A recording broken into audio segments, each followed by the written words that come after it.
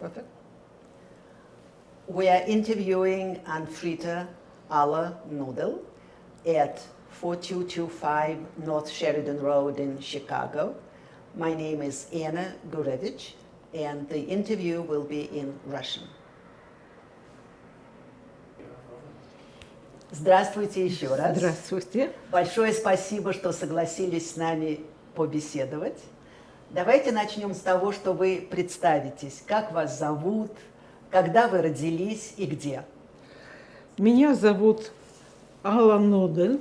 Родилась я в городе Киеве 12 апреля 1938 года. А как вас назвали при рождении? При рождении меня назвали Анфрита из двух имен – Анна и Фрида. Ну, тогда так модно было соединять всякие несоединимые вещи. А девичья фамилия? Девичья фамилия моя турецкая. Угу. Вы родились в Киеве, который был частью Украины. Да. Скажите, пожалуйста, вы помните своих дедушку и бабушку? Очень как их хорошо звали? помню. Мою бабушку звали Исфир Яковлевна Гельштейн, а дедушку звали Абрам Исакович Гельштейн. Их я очень хорошо помню, потому что все свое детство я провела у бабушки, как говорится. Вот, так что я их очень хорошо помню. А где они жили? Они жили в городе Бердичеве, это тоже Украина. Вот, ну, что еще вам рассказать? Расскажите про их семью, если можно, если вы их так хорошо помните. У моей мамы был брат, которого звали Семен Абрамович Гельштейн. И там тоже в Бердичеве проживали родственники моего папы, его мама, его брат и его сестра. Их фамилия была турецкие. Бабушку мою звали Марьям Исаковна Турецкая. Папиного брата звали Израиль Соломонович, а сестру звали Берта Соломоновна. Ну, я их тоже хорошо помню, потому что это были родственники, как одна семья. Ну, расскажите немножко про их обычаи, про их дом, про их традиции. Моя бабушка была очень верующим человеком. Ну и дедушка у меня тоже был, я не знаю, как по-еврейски это называется, он был староста в синагоге. А у бабушки, я как помню, у нее было 2 стола. Один стол с посудой для мясных изделий, другой для молочных. Ну, так как я была маленькая еще, я не знала этих подробностей, что для чего. И хулиганила, конечно. Я думала, как у моей мамы вся посуда стоит вместе, почему у бабушки стоит раздельно. Брала и переставляла кастрюлю с одного стола на другой. Боже мой, что это было? Это была трагедия. Бабушка моя плакала. Дедушка клялся, что он разведет костер и будет обжигать этой кастрюли. А бабушка сказала, только выкинуть, только выкинуть. Но потом мне было жалко бабушку. Я клятвенно клялась, что больше такого делать не буду. Вот. А когда... И это бабушка мамина, с маминой стороны. С маминой стороны, да, у которой я жила. И у них, я так понимаю, был кошерный дом. Обязательно. Я еще очень хорошо помню, как они отмечали праздники. Ставился большой стол во дворе, почему-то не в квартире, но во дворе, я помню. И моя бабушка выносила, как она называла, пасхальный сервиз. У нее был серебряный сервиз. Там было миллион этих блюд и тарелок, и фужеров, и рюмок, и всего, чего хотите. Моя бабушка была, ну, как вам сказать, из зажиточной семьи. До революции у них было несколько озер, где они разводили рыбу на продажу. Ну, как говорила когда-то Раневская, пришел гегемон и все забрал. После революции, до самой войны, бабушкины работники, они приносили свежую рыбу.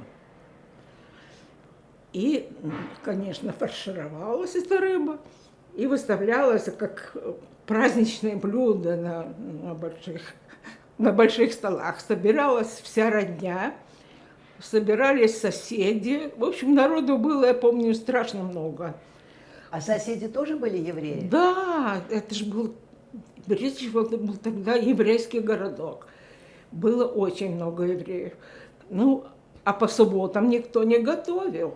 Возле них жил пекарь недалеко от них, и когда он в пятницу уже выключал свою печку, все соседи к нему сносили свои кастрюли, чтобы они там в тепле, чтобы в субботу не готовить, было субботнее блюдо.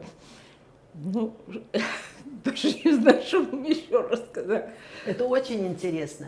То есть они готовили заранее, Да, ставили в эту печь, и эта чтобы печь, не остывала. Да, держала тепло, и они потом в субботу уже имели готовую еду. Что А еще? скажите, пожалуйста, а неевреи с неевреями семьи общались каким-то образом? Конечно, там же было много всяких людей, но евреев они не презирали и не дискриминировали. Все было как, ну, нормально, как соседи. Единственное, что, ну, как я вам уже когда погибли моя бабушка и дедушка, у них была молочница, которая всю жизнь им носила молоко. И эта молочница тоже переехала в Киев, так же, как моя бабушка. Ну, я вам тогда расскажу начало войны. Значит, когда началась война, Киев бомбили, и нам объявили, что началась война. Моя мама поехала из Киева бегом в Бердичев забрать меня. Ну, единственное, что бабушка просила, чтобы она забрала своего брата. Ему тогда было 17 лет. Вот, ну, бабушка пошла нас провожать, когда мы уезжали. Ну, как она была в халате, одела на себя плащ, как тогда говорили, пыльник. И в этом она в халате, больше же ничего не брала. Она пошла нас провожать. Ну, когда она пришла на вокзал, объявили, что это последний поезд, который идет на восток. Больше поездов не будет. И бабушка так заметалась, а из вагона выскочил какой-то матрос, бабушку в охапку и закинул туда. Это была мамина мама? Мамина мама. Угу. И бабушка поехала с нами. А дедушка ее ждал. С вокзала она не пришла. Он пошел на вокзал, ему сказали, что все, поездов больше не будет, и она уехала. Дедушка вернулся, но взял какие там документы, взял деньги, какие были, бабушкины драгоценности. И пешком пошел в Киев, пешком. Вот. А когда мы эвакуировались, бабушка сказала, нет, я никуда не поеду, потому что дедушка мой говорил, что немцы это цивилизованный народ европейский, что они варвары, они нам ничего не сделают. Ну хорошо, ничего не сделают. Бабушка осталась ждать дедушку там в Киеве, а мы уехали. Вот, дедушка пришел, и вот там они уже пошли, Бабий Яр их забрали. В Киеве? В Киеве уже, да. А папина мама и папин брат и сестра, они эвакуировались и уехали, ну я уже не помню куда, в Астрахань. А мама моя, когда мы уже были в эвакуации, она писала, какие могла вспомнить города, писала до востребования, что мы там-то и там-то, там-то, чтобы собрать семью. Никто же не знал. А бабушка с папиной стороны, вот папин брат и папина сестра, они тоже вернулись в Киев. так как папин брат и папина сестра, они были студентами, их послали копать окопы. Они вернулись в Киев Они из вернулись Астрахани? из Астрахани, да. Пока- Они были в Астрахани и вернулись в Киев. Они тоже не знали, что с ними будет. Они вернулись в Киев после войны? Или Не, до войны еще. И этих студентов послали рыть окопы, и их там с этих окопов уже немцы и забрали. А почему же они вернулись из Астрахани? Ну, из я эвакуации? не могу сказать вам, по каким причинам. Но брат и сестра, они были студентами, они же думали, что они будут еще учиться. Ну, понятно. Вот поэтому они вернулись. Ну, в общем, что вам сказать? Короче говоря, И бабушка... и бабушка, и папин брат, и папина сестра. Вот единственная вот эта молочница, которая, она тоже попала каким-то образом в Киев, я не знаю. И она ходила к бабе Яру и там подкармливала бабушку и дедушку. Она носила какие-то продукты. А бабушка ей отдала все свои драгоценности, потому что все равно бы немцы забрали. Короче говоря, после... Это уже во время оккупации. Да. А во время, после войны уже, когда, ну как вам сказать, мама, как только освободили Киев, мама нас забрала и поехала в Киев. У нее была бронь на квартиру, дали папе. Ну, а там ни квартиры, ни дома, ничего не было. Единственная вот эта вот молочница, она каким-то образом мою маму разыскала, я вам не могу сказать каким, и принесла все бабушкины драгоценности, вернула. А перед тем, как дедушка с бабушкой шли в Бабий Яр, был какой-то ящик, как мама говорит, я не знаю, что в этом ящике держали, он на внутренней стороне крышки на идыш написал прощальное письмо детям. Но после войны, когда мама вернулась, всех уцелевших соседей, дома не было, расселяли по подвалам, не знаю почему. И мама пришла, ничего же не было, тогда пошла к какой-то там соседке, чтобы одолжить посуду. И она открыла ящик этот, в котором лежала посуда, и мама увидела вот это письмо. Она давала любые деньги, память. Так эта соседка порубила этот ящик на куски. Та принесла все драгоценности, а это обычный деревянный ящик разрубила, понимаете? Вот так такие бывают люди разные. Вот, я не знаю. Стоп. Сделаем маленькую паузу. Хорошо. Подышим. И вернемся все-таки вот в это предвоенное время. Значит, вы жили в Бердичеве круглый год? Нет, мама меня только на лето отправляла. Только на лето? Да. Угу. Там на клубнику, на какие-то фрукты, она туда меня. А там у бабушки и дедушки был дом свой? Да, свой домик был. Угу. Я же вам говорила, что моя бабушка была более-менее А вторая бабушка? А вторая бабушка, я не помню. Они жили тоже в каком-то, у них была квартира, а своих, по-моему, собственности не было. Но бабушка никогда не говорила о своем пролетарском происхождении. Я не знаю, с какой она семьи была. Все понятно. Но дедушка ходил в синагогу. А как же, раз он был там, он был старостой. Не знаю, старостой, у него был свой шкаф, там хранилась Тора, там хранились эти талосы, в общем, был завхозом. Я не знаю, как это называется. Все понятно. А бабушка с папиной стороны тоже была религиозной? Она тоже была религиозная, она тоже придерживалась всех этих... тогда их так воспитывали, я знаю.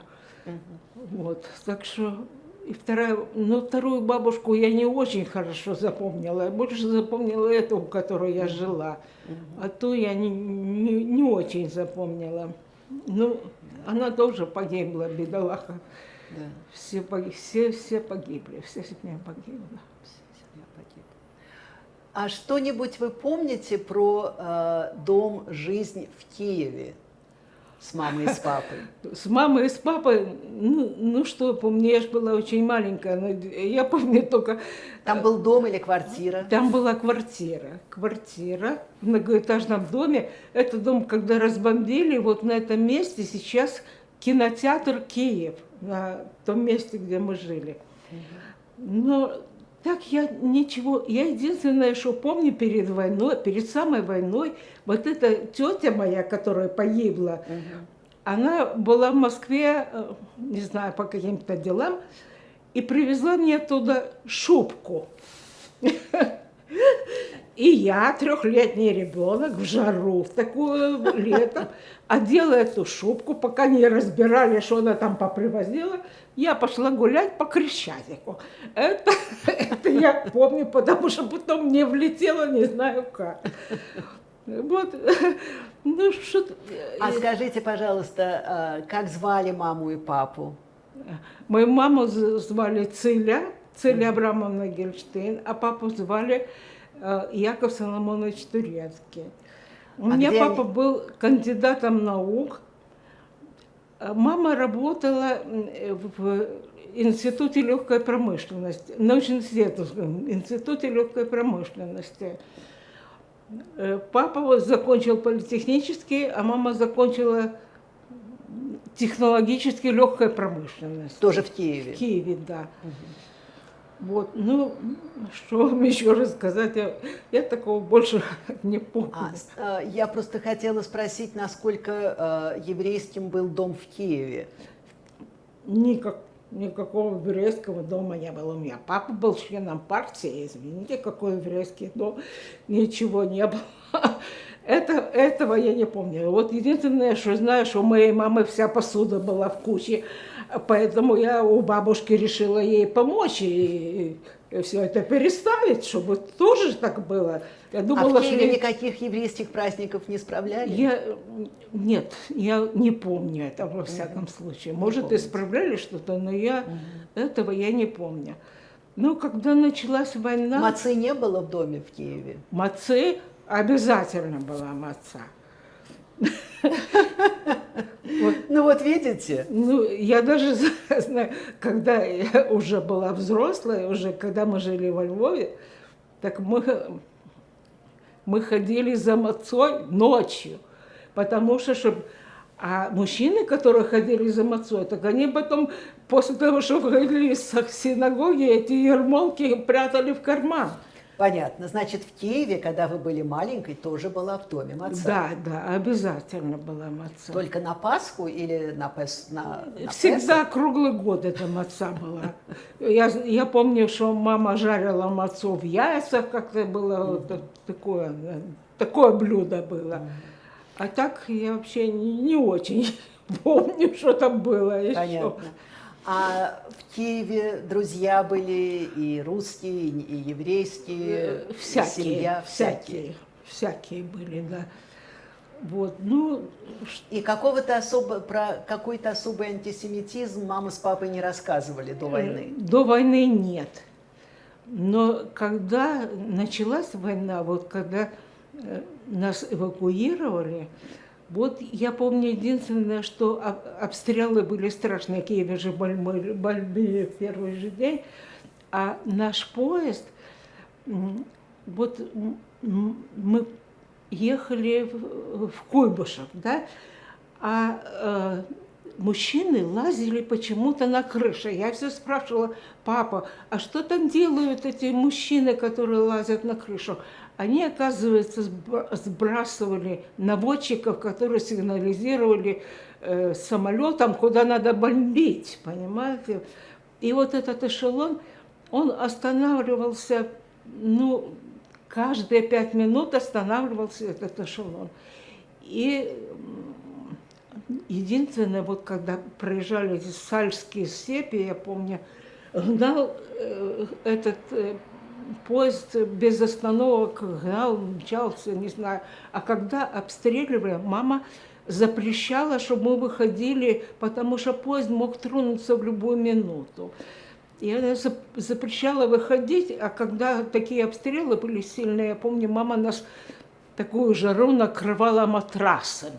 Вы понимаете? Матрас. Вот это я запомнила хорошо. Ну, когда мы уже приехали в Куйбышев, ой, вас это уже, наверное, не интересует. Меня все интересует. Когда Интересует. приехали в Куйбышев, значит, этот эшелон остался, людей перегрузили на машины, и проехали мы еще 40 километров от Куйбышева, отъехали. На машинах. Да, на машинах. И там выгрузили уже людей, и люди стали, ну что делать? Готовить еду в консервных банках. Это я хорошо помню. Что у кого было, все, значит, скидывали и в консервных банках готовили. И первое, что начали делать, это строить бараки, чтобы расселить куда-то людей, поселить, потому что... А кто строил? Ну, вот эти работники завода, которые эвакуировались, они сами. Вот про это мы еще не говорили. Как, собственно, проходила эвакуация из Киева. Вы эвакуировались с заводом, где работал? Да, расскажите. Папа мой работал на заводе Артема, а мама, я же говорила об этом на научно-исследовательском институте была, эвакуировались с заводом. И завод Артем эвакуировался. Завод А что это был за завод? Этот завод был, я не знаю, он выпускал до войны, по-моему, какие-то приборы или что-то, я не знаю. Но во время войны они изготавливали эти самые вооружения для самолетов. Сами самолеты они не строили, они только вооружение делали к самолетам. Ну, в общем, короче говоря, когда уже стали обживаться в этих бараках, ни у кого же ничего не было, какие там кровати. Сбивали нары, я помню, сбивали нары, а там же климат резко континентальный. Летом жара, зимой холод. Морозы больше 40 градусов. У меня брат родился 10 января 1942 года, в самую холодину. И мама, конечно, там же ничего не отапливалось, ничего не было. И у мамы сразу же было крупозное воспаление легких, и молоко перегорело, естественно. Ну, а чем же кормить новорожденного младенца? Он родился очень слабенький, он родился с одной почкой, одна почка у него была. Ну, и остальное все в комплекте. Короче говоря, когда мама выздоровела, никакого же декретного отпуска не было, нужно было идти на работу. А с кем же ставить грудного ребенка? Это я.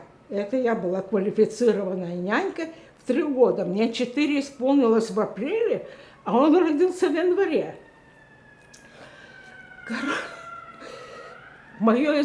А кормить же нечем. Моей задачей было ему давать вместо соски, сосок тоже не было, заворачивать печеную тыкву в марлю, и он это сосал.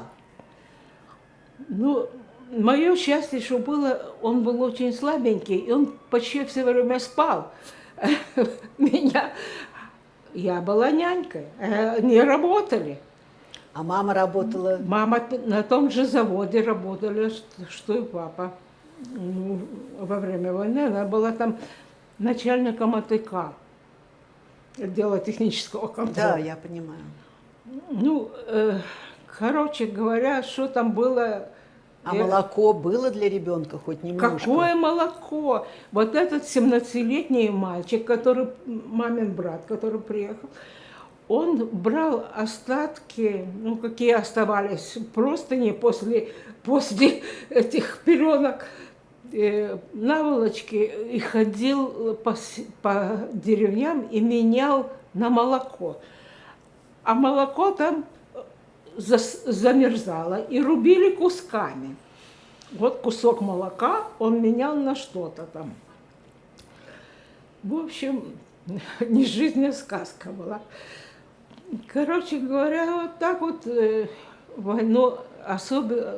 Там страшно, я вот помню, обстреливали, Волга горела просто. Так все суда, которые были на Волге, горели, все это бомбилось и горело. А вас не бомбили там, где вы жили? Там, где мы жили, просто слышно было, но не бомбили. Напрямую бомб не было. Ну, вот единственное, что там редкая баржа с продуктами могла пристать к берегу, потому что все абсолютно уничтожали. А берега там были очень крутые. И я вот помню, что были ступеньки такие выдолбленные, и ходили, разгружали эти баржи, которые прибывали женщины, потому что мужчины были на фронтах, женщины, вот эта женщина не разгружали, потом мешок 50 килограмм на спину и вверх по этим горкам лазить. Этим женщинам, они такие были накачанные, что они могли ставить мировые рекорды по тяжелой атлетике. Зато, когда вот после Сталинграда стали гнать пленных немцев, эти женщины врывались в эту колонну с немцами, а конвоиры делали вид, что они не видят и не слышат. Они курили, там разговаривали, может. А эти женщины лупасили этих немцев со страшной силой. Ну, до смерти просто убивали. Это я помню хорошо. Вот, ну, так, а когда бомбили Сталинград, у нас тоже там было очень слышно было эту битву. Мне запрещали категорически брать ребенка на руки. Мне нужно было только за ним смотреть. Он лежал, а мне нужно было смотреть. Но когда такие были страшные обстрелы, я его стаскивала и залезала вместе с ним под эти нары. И так мы пережидали все, пока кончались эти обстрелы. Вот вам война. Так что я войну тоже... Нянька была в 3 года. Ну, что вам рассказать? А когда война уже закончилась, ну, вернее, еще не закончилась война, но только освободили Киев. Мама нас под мышки и в Киев, в свою квартиру любимую. А в каком это было году, вы не помните? В 45-м уже было, в 45-м году, да. Мы приехали, нету ни квартиры, ни дома, ничего нету. Ну и что маме делать? А пришла эта молочница, дала маме бабушкины драгоценности. Ну и мама говорит, все, мы не будем жить. Расселяли людей по подвалам, уплотняли квартиры, в общем, по всяким селам туда, куда можно было. Мы вернулись в бабушкиный дом в Бердичев. В Бердичеве. Да, и вот первый... А дом уцелел? Дом уцелел, там не сильно пострадало это все. А папа? А папу с завода не отпускали. У него, он был начальником цеха, кузнечно-прессового цеха. В его цеху работало 1400 человек в одном цеху. И так как они делали вооружение к самолетам, постоянно были проверки военные. Приезжали военные, приезжали что. И вот я запомнила такой случай. Один раз папа пришел домой бледный, на нем лица не было ничего. В Куйбышеве? В Куйбышеве. В барак? Да. И, ну, начали его спрашивать, что случилось, туда-сюда. Ну, очередная комиссия была с очередным генералом. И он, как всегда, ну, знаете, как комиссия, они же должны что-то найти, что-то написать. И цеплялись, цеплялись, цеплялись. И у папы один рабочий, кузнец, который работал на 1000-килограммовом, на тонном прессе. Тонна была пресс. Он цеплялся, цеплялся, а этот рабочий говорит: товарищ генерал, у вас есть часы? Он показывает, что у него есть часы, а часы швейцарские, тоненькие, золотые часы, тонюсенькие. Ну, в то время это было, не знаю, какая ценность. Он говорит: дайте на минуточку. Генерал снял эти часы, да, отдал этому рабочему. Этот рабочий положил под эту бабу прессу, как шуранул 1000 килограмм, тонна пресса, 1000 килограмм. И остановил буквально в миллиметре от этих часов. Показал, чего ж ты цепляешься, если у нас такая квалификация. Ну, короче говоря, этот генерал забрал часы, папа думал, что его расстреляют за эту штуку. Ну, и он ничего не сказал, ничего, квалифицированные рабочие были очень квалифицированные. И он ему ничего не сделал, никакой пакости, ничего. Ну, правда, папа пережил это все. Короче говоря, а когда война уже кончалась, стали сгонять туда немцев-специалистов, потому что этот завод перестраивали в ракетный. И, конечно, не отпускали его. Но мама, когда приехала в Киев, она обратилась в свой научный институт и политехнических, чтобы папу каким-то образом, чтобы они А почему затребовали. она так рано уехала? Она просто очень тяжело там было жить в Ну, этом конечно, бараке. тяжело в бараках, и грудной ребенок, и нечем кормить. И единственное, что там росло в Куйбышево хорошо, это тыква и проса. Значит, у нас была пшеная каша и тыква. В основном больше ничего не было. До сих пор смотреть ни на тыкву, ни на пшено не могу. Ну, короче, что вам сказать еще? Мама приехала, нас привезла, и политехнический, так как мужчин не было, почти все погибли, не было преподавателей для политехнического института, а папа был кандидатом наук, они затребовали, чтобы его вернули в Киев. И с этим требованием уже в конце войны евреи были не в почете, потому что все время, я, насколько помню, все время ходила там такая сказка, что евреи снабжали там Гитлера тем, и они ему давали деньги для того, чтобы он напал на Советский Союз. Ну, как говорится, если в кране нет воды, значит, выпили жиды. Ну, что, и папу моему не отпускали. Ну, потом отпустили все-таки в политехнический институт, но так как он был членом партии и уцелевшим евреем, его нужно было как-то уничтожить. Его направили на борьбу с бандеровцами. И мы по Западной Украине колесили, я помню, от Черновцов до Львова. Мама моя продала эти бабушкины драгоценности и на эти деньги купила квартиру. Поляки уезжали, они не хотели при советах жить.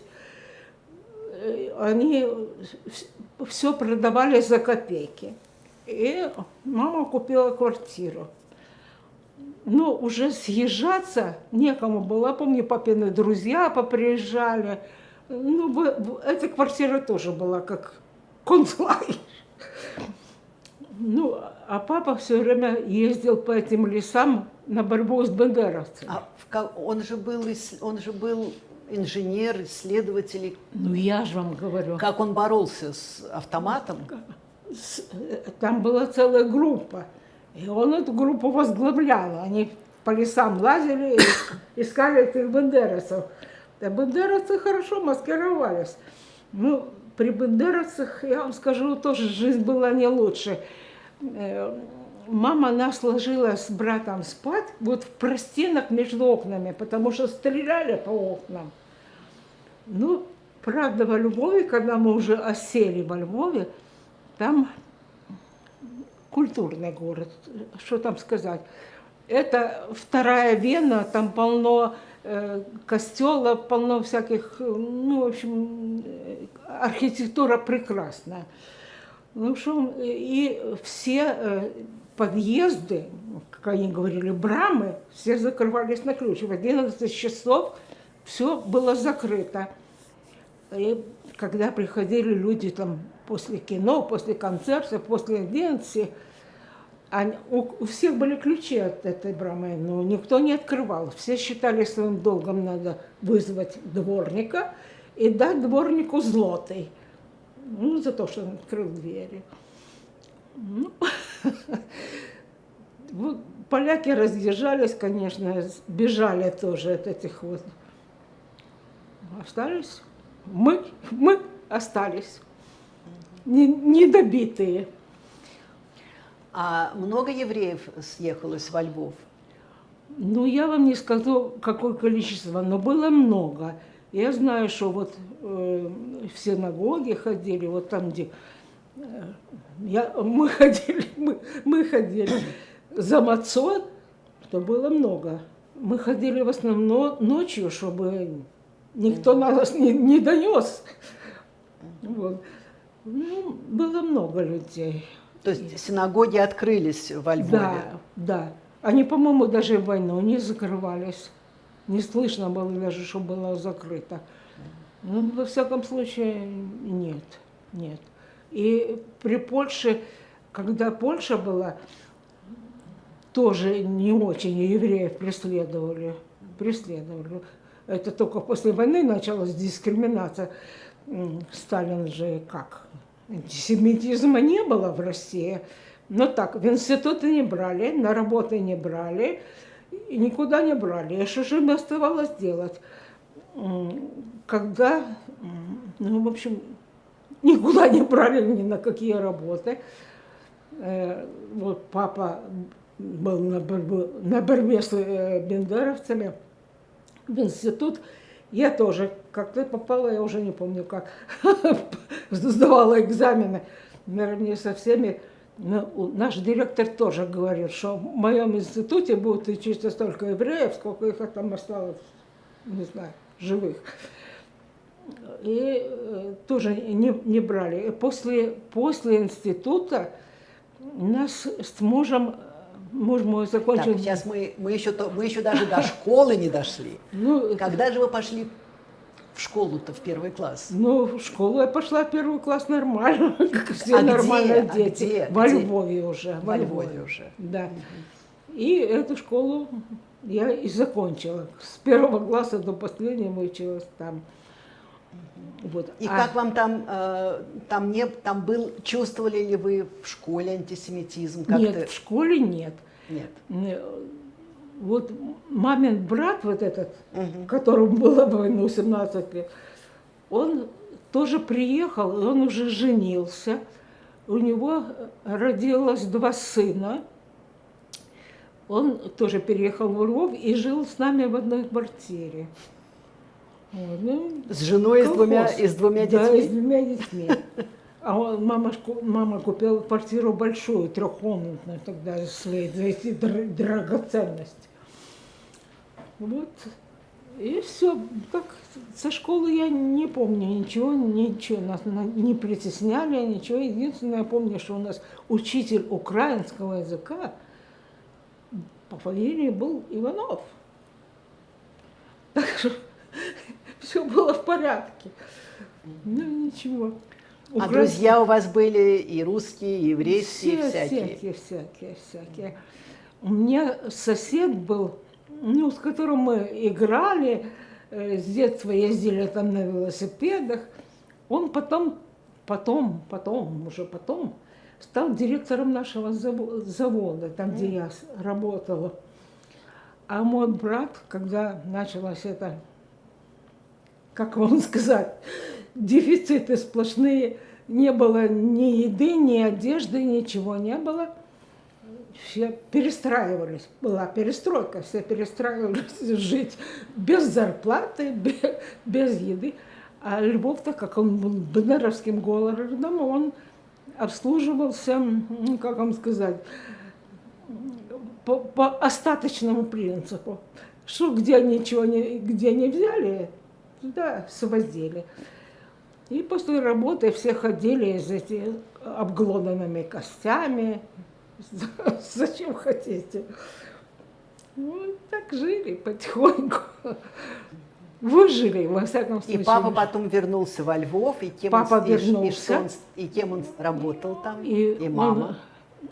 Мама работала, я помню, на каком-то кожевенном, на каком-то предприятии, там, где кожу выделывали. А папа работал главным инженером текстильной фабрики. Угу. Но в сталинские времена, когда евреев никуда не пускали, вот мой брат решил, вот это, который был младенец, со своей семьей уехать. Они ехали в Израиль. Угу.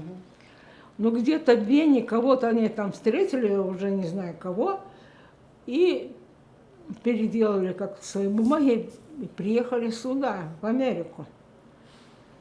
Вот. И жили с какого-то... От 76-го года они здесь жили в Америке. Угу. А папа моему, как это он, член партии, допустил, чтобы его сын уехал в капиталистическую страну, его стали с работы сняли, и у него начались инфаркт, инсульт, инфаркт, инсульт, инфаркт, инсульт. Брат мой уехал, оставил мне папу со своими инсультами и инфарктами, и мама раком больная. Так что я после того, что нянчила брата, я еще ухаживала за своими. И у моего мужа, когда мой брат уезжал... Сейчас, секунду. Значит, мы закончили с вами школу и сумели поступить во Львовский полиграфический институт. Туда все-таки брали евреев? Или уже очень было время мало. другое? Уже было другое время, но мало тоже. Нужно было там набрать больше всех баллов. Если ты набрал больше всех баллов, так тебя как могли уже отчислить, если ты сдал экзамены лучше других. Так что брали некоторых евреев тоже туда. И вот вы закончили институт. Закончил институт, и после института нас распределили в Гомель. А вы уже к тому времени вышли замуж? Да, я вышла замуж на втором курсе института. На втором курсе. А где вы познакомились с В мужем? институте. В институте. Он был механиком, а я технологом. Мы приехали в Гомель. Мама нас напаковала подушками, одеялами, всякими. Мы же уезжали. Приехали в Гомель, меня на работу берут технологом. А перед этим же, даже еще перед институтом, я работала тоже в одной шарашкиной конторе, которая не делала полиграфической продукции. Они клеили коробки для конфет, там кульки, всякое такое. Это я считала, что я в полиграфии. Но неважно. Из этой шарашкиной конторы я ушла в декрет, и после этого декрета, думаю, надо же как-то устраиваться на работу, а уже эту шарашкиную контору закрыли. Короче говоря, что там, вот после института нас направили в Гомель, а там меня брали, так как у меня уже был опыт работы, я клеила коробки, вот, кульки. Так, меня брали, а мужа моего механика нет. У него не было опыта работы. Ну, из этого, ну что, его они берут только меня. Где мы можем? Ни квартиры, ничего же не было, ничего не давали. вернулись опять во Львов. Наш ректор института, он чуть яйцо не снес, когда мы приехали. Ну, не берут на работу, значит, нужно искать новую работу. И опять нашли Куйбышева. Так Куйбышевы брали механиков, а технологов не брали. Ну, короче говоря, мы должны были сами устраиваться на работу. Каким-то макаром уже начался антисемитизм резкий, на работу не брали. Ну, каким-то макаром мой муж устроился вроде как, не знаю, учеником, не учеником, на завод работать конструктором. Ну, так как он был способный человек, как все евреи, так его сразу, ну, потом, после некоторого, его взяли работать конструктором. А я после декрета пришла, а кем же мне работать? На завод не берут. Ну, нужно было идти на эту химию, на которую никто не хотел идти. Вот я и пошла на эту химию. Там, правда, еще были некоторые льготы, в 45 лет на пенсию, 39 рабочих дней отпуска, вместе с выходными получалось 2 месяца. Ну, пошла на эту химию. Нужно было отработать 7,5 лет, чтобы пойти в 45 лет на пенсию. И отработала эти 7,5 лет, оформила пенсию. И 45 лет, надо же еще работать. Вот. И перешла в конструкторский отдел, тоже конструктором работать. Но я там долго не проработала, что-то пару месяцев, по-моему, у меня был начальник, а там нужен был допуск, знаете, чтобы работать. Мой начальник моего бюро говорит: какой тебе допуск, зачем тебе допуск, идем, я тебе все покажу. Мы с ним пошли по цехам, он мне стал показывать, что где, в каком цеху что делается, мне не нужен был допуск, я уже поняла, что там выпускалось. Ну, короче говоря, после этого конструкторского дела моя начальница, которая была начальником этого химического цеха, она уезжала с мужем в Монголию на 3 года. Его направили, он был преподавателем политехнического института, его направили туда читать какие-то лекции. Ну, в общем, короче говоря, я клялась, что через 3 года, когда она вернется, я ее место выступлю.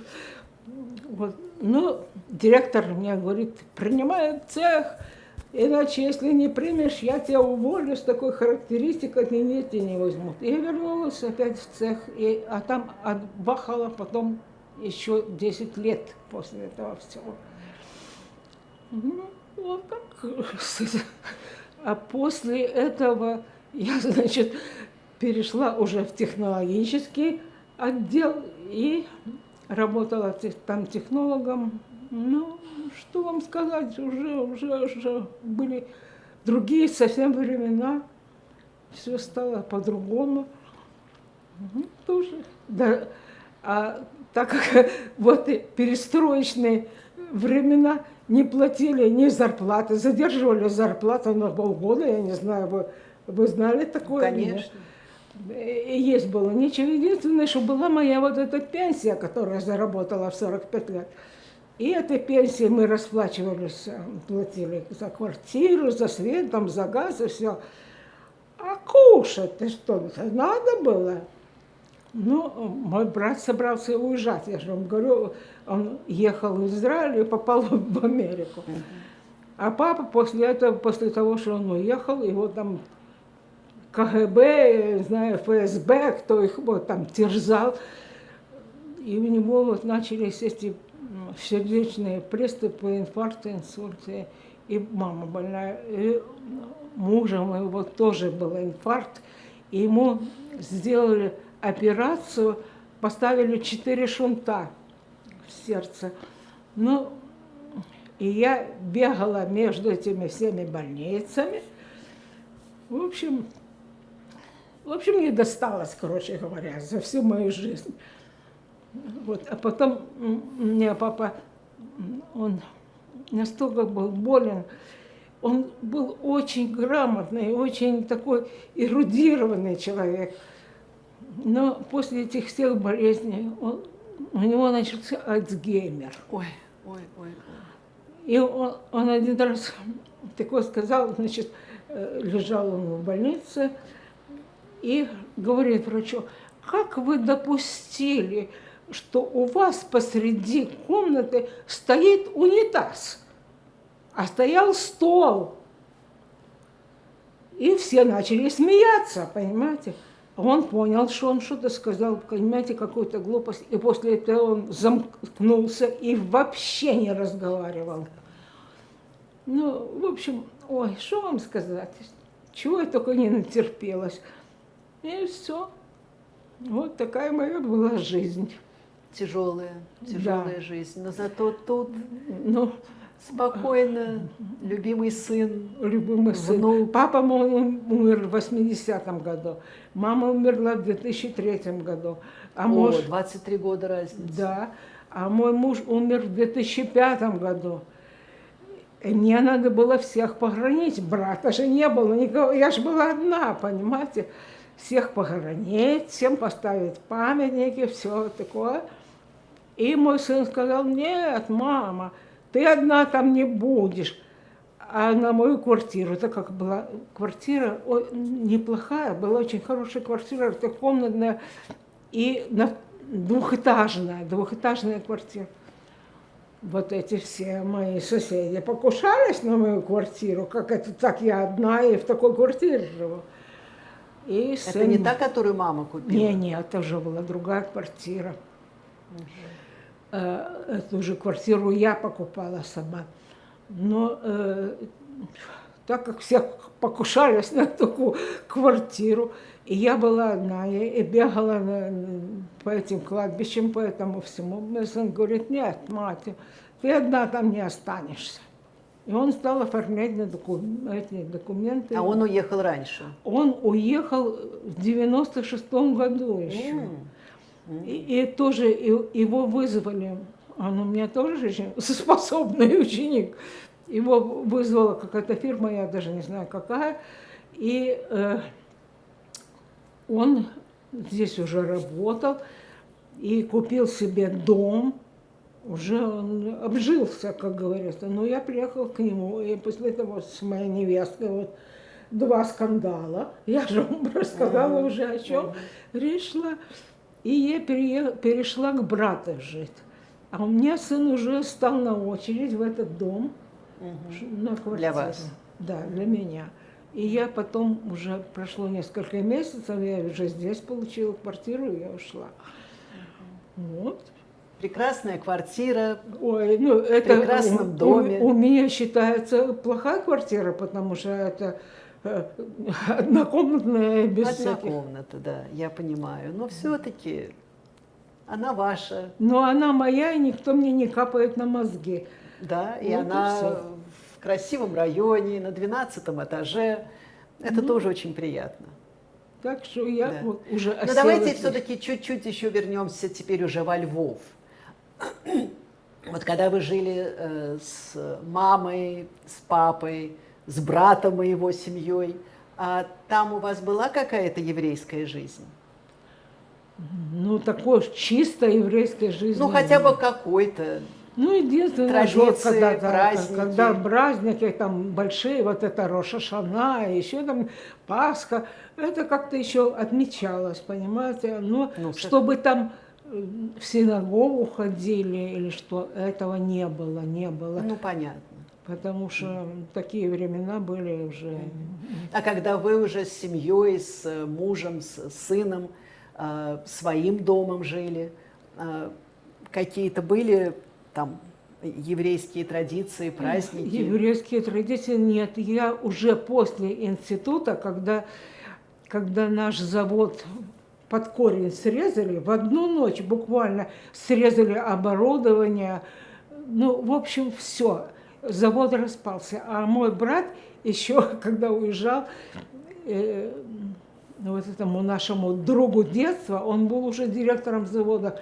Он говорит: я уезжаю, но ты смотри, Алку семьей не трогай.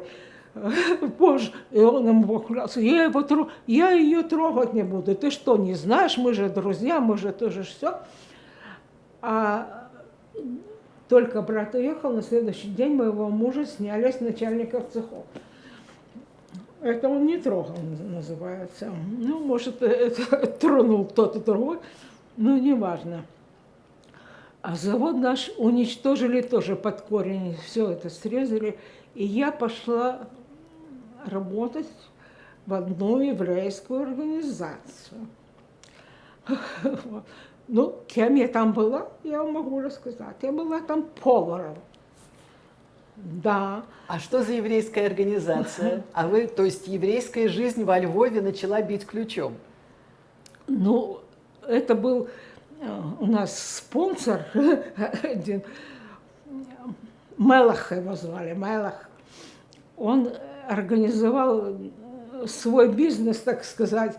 Он этих одиноких евреев, он их кормил, он поил, он там им деньги какие-то давал, а за это ему отписывали квартиры. Да. И после этого он эти квартиры благополучно продавал. Так что это была такая еще еврейская организация.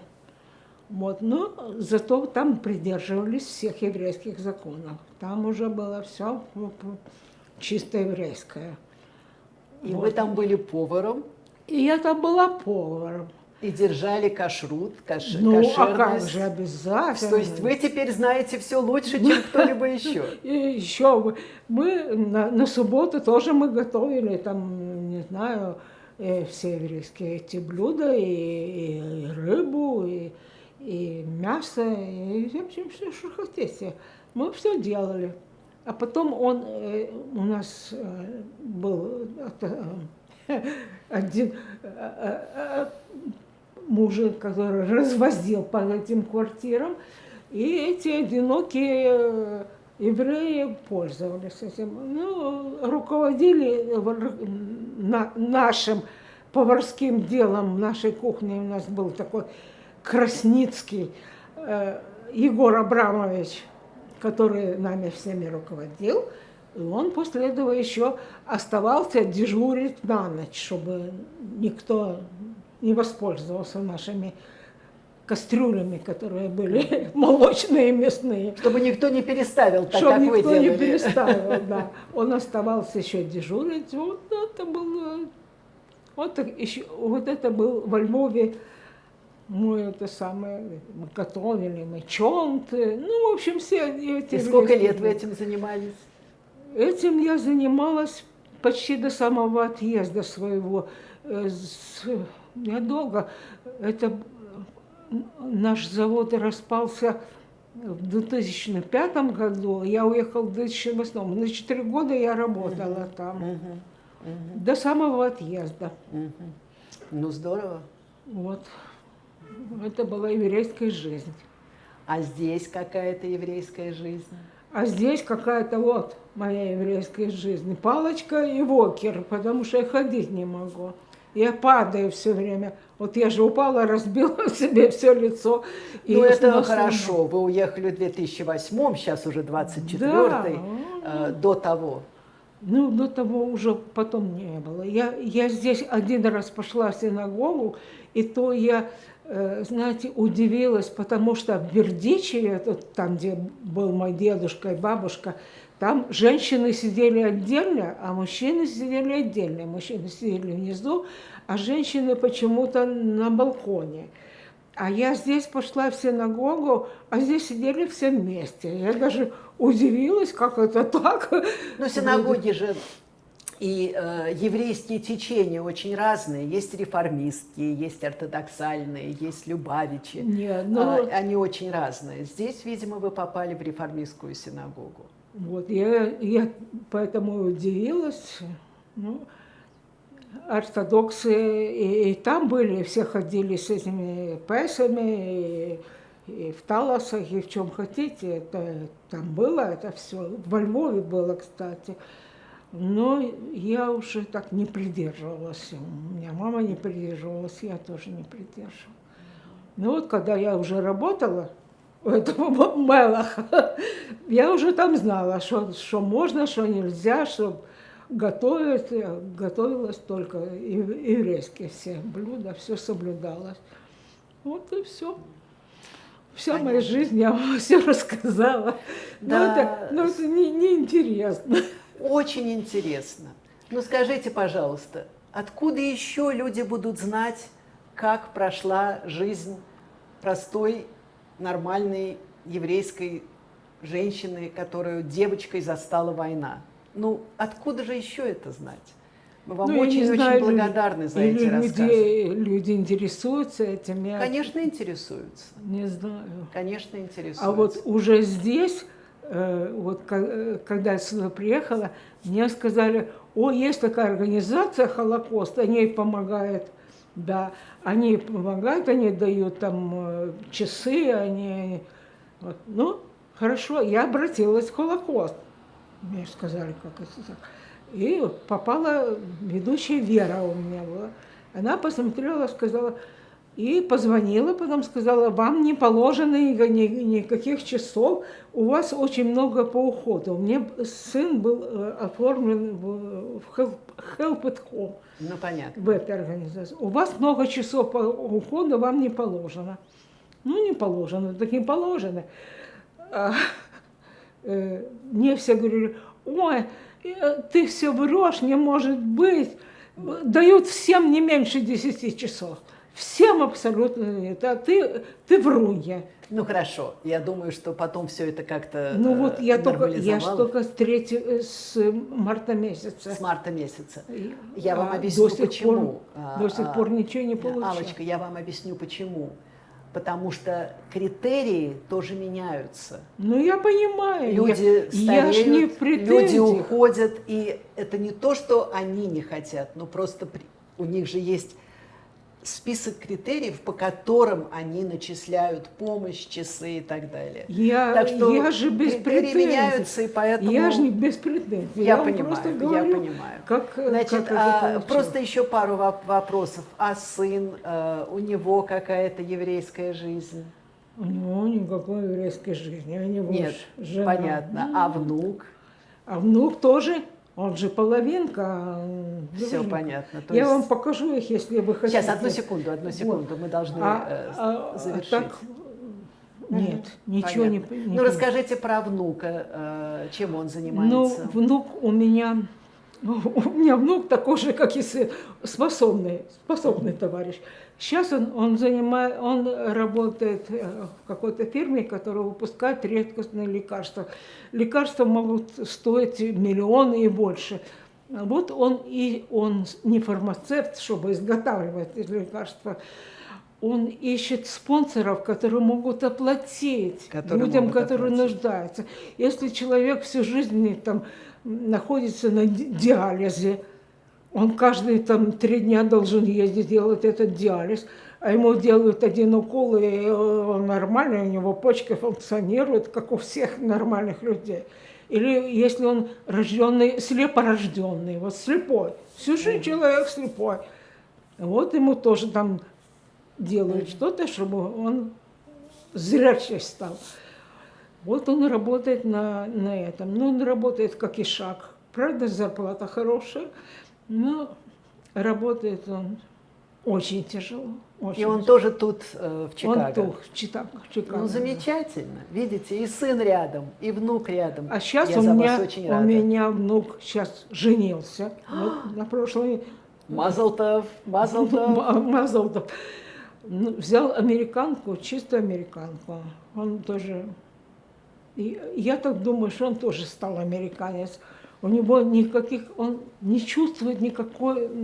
Если мой сын еще знает кое-что, и там на идыш кое-что понимает, то внук мой ничего не знает. Он даже не знает ни русского, ни украинского, никаких языков, потому что он приехал маленьким сюда, он знает только английский. Для него Вот. это английский и все.